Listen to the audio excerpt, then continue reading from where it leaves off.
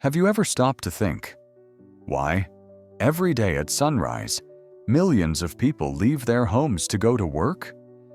Is it just an obligation, or is there an eternal purpose behind your daily routine? In Psalm 104, God compares our work to the sacred rhythm of creation. Yes, your work can be an act of worship. But then, why do so many people feel empty, exhausted, and lost in what they do? Today, you'll discover what the Bible really teaches about work, and how understanding this can transform the way you live every single day. When the echo lives, your spirit awakens. The sacred rhythm of creation. The lions roar for their prey and seek their food from God. The sun rises and they steal away. They return and lie down in their dens. Then people go out to their work, to their labor until evening.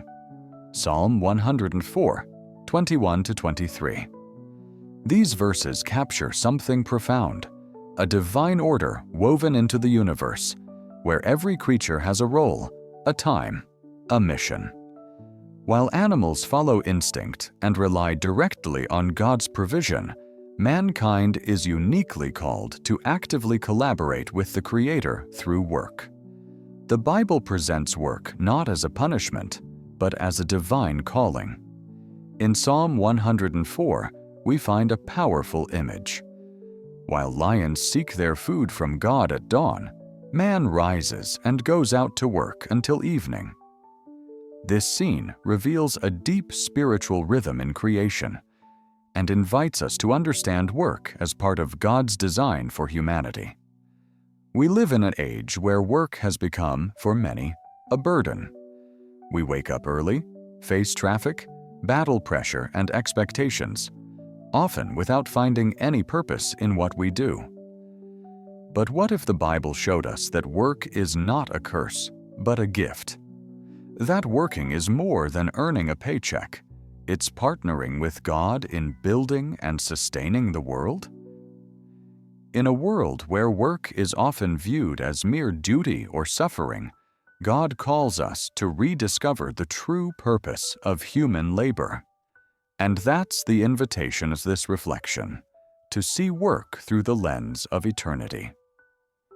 In this video, we'll dive into the biblical perspective on work and uncover what God truly expects from our labor, not just as a means of survival, but as a path to mission, fulfillment, growth, and solidarity. The purpose of work. God created work. From the very beginning, God created work as part of His perfect plan. In Genesis 2:15, we read, "The Lord God took the man and put him in the Garden of Eden to work it and take care of it." In other words, even before sin entered the world, mankind already had an active role. Work was part of the ideal environment God designed. This shows us that work is not a result of the fall, but of creation itself.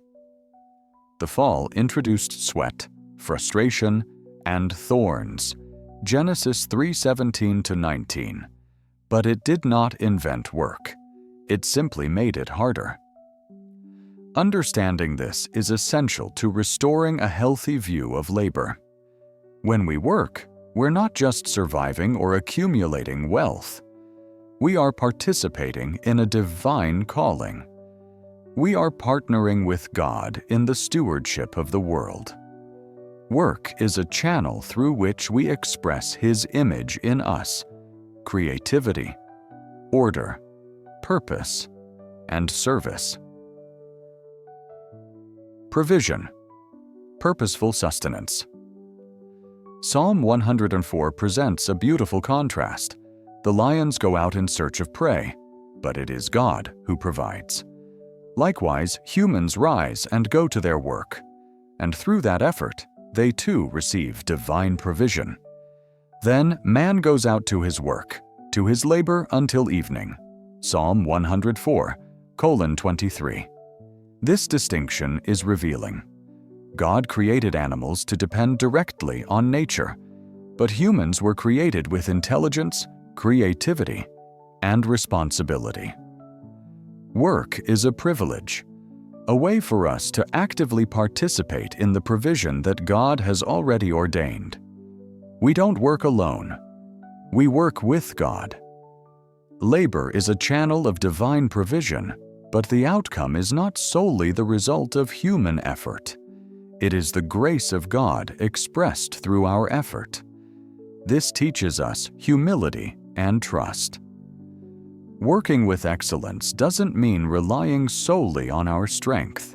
It means believing that God blesses the work of our hands. Work is a legitimate and honorable means of sustenance. God no longer rains down bread from heaven as He did in the wilderness, but He has given us health, intellect, and opportunity to seek our daily bread with dignity. Sin didn't create work. It introduced frustration and weariness. And yet, work remains a blessing. It is an expression of purpose and responsibility, not punishment. To work, to provide, to organize, and to produce. All of this is part of the natural order that God established. Fulfillment. Meaning and beauty in work. Animals work for survival. Human beings seek meaning. One of the greatest crises of the 21st century is the lack of purpose in work. Millions of people live out empty, mechanical, unmotivated routines. Studies show that around 74% of people feel dissatisfied with their jobs. And this is not just an emotional issue, it's a spiritual one. The Bible teaches us that when work is done with purpose, it can become a source of joy. Ecclesiastes 3:13 says that each of them may eat and drink and find satisfaction in all their toil. This is the gift of God. God created us with the ability to admire, to build, to serve, and to create. When we work with meaning, we work with excellence, ethics, passion, and purpose. That's what transforms ordinary tasks into sacred offerings. As Paul wrote, "Whatever you do, work at it with all your heart, as working for the Lord, not for human masters." Colossians 3:23. This is the key to true fulfillment, to understand that every task, every effort, every responsibility can be a spiritual offering to God. When you work with excellence, whether you're a business owner, a bricklayer, a teacher, or an artist, your work can glorify God and become a channel of blessing. Stepping out of the comfort zone, a daily calling, then man goes out to his work. Psalm 104, verse 23. This short phrase holds a profound truth. Human beings were created for movement, for growth, for overcoming. To go out implies leaving comfort behind, facing challenges, embracing uncertainties, showing up for what life demands. Work requires more than ability. It requires courage. It means stepping out of the warmth of home into a world full of responsibilities and unpredictability. God did not design us for stagnation. Each new day is a call to action, to grow, to give, to stretch beyond yesterday's limits. Going out is also a symbol of faith, because we trust that God goes with us, through traffic, into meetings, during projects, and throughout every effort. In the biblical context, working until evening is more than a daily routine. It's a metaphor for life itself. We labor until the sunset of our days. That's why every single day matters. Every action counts. To work with this awareness is to live wisely. Many of us feel paralyzed by routine, fear of failure, or the comfort of the familiar. But work is a divine invitation to grow, to mature, to break free from inertia. Every workday is a fresh opportunity to partner with God and to make a real difference in the world. Solidarity. Work is also about helping. The Apostle Paul wrote, "Anyone who has been stealing must steal no longer, but must work, doing something useful with their own hands, that they may have something to share with those in need." Ephesians 4:28. This perspective is transformative. We don't work only for ourselves, we work to bless others. Christian labor carries a communal dimension.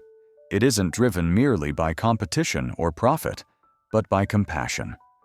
Solidarity is a core value in the ethics of God's kingdom. When we work with the intention of bringing good to others, whether directly or indirectly, we are serving Christ. Our work can ease suffering, provide sustenance, promote dignity, justice, healing, and support. The key question is not just, how much do I earn? But, who is being helped by what I do? Work as worship.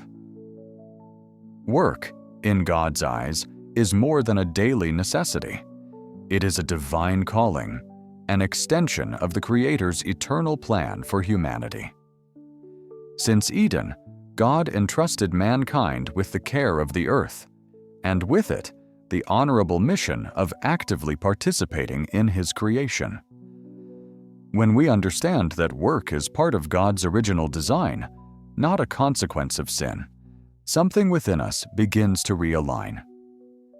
Daily labor, often tireless and unnoticed by the world, takes on a new meaning. It becomes an act of worship. Every task done with dedication, every effort made with integrity, every service offered in love, all of it can be a silent offering to God. The Christian who grasps this truth transforms their routine into a liturgy. The office, the field, the classroom, the hospital, the construction site, the home, all of these places become invisible altars where God is glorified through well-done work. We are not merely working to earn bread. We are cultivating purpose, expressing our gifts, serving others, and bearing witness to the kingdom. So don't underestimate the power of your work. What may seem small in the world's eyes can be great in the sight of God. And if today you feel dissatisfied, exhausted, or lost in your labor, remember this: the same God who created the universe with order and beauty also desires to restore meaning to your work.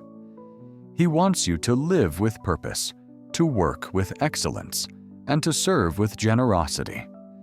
For the Christian, work is not just a duty, it is a sacred calling. And when we respond to that calling with faith and surrender, each day, each effort, each drop of sweat becomes eternal. What does your work reveal about the God you serve? Have you experienced work as a burden or as a mission?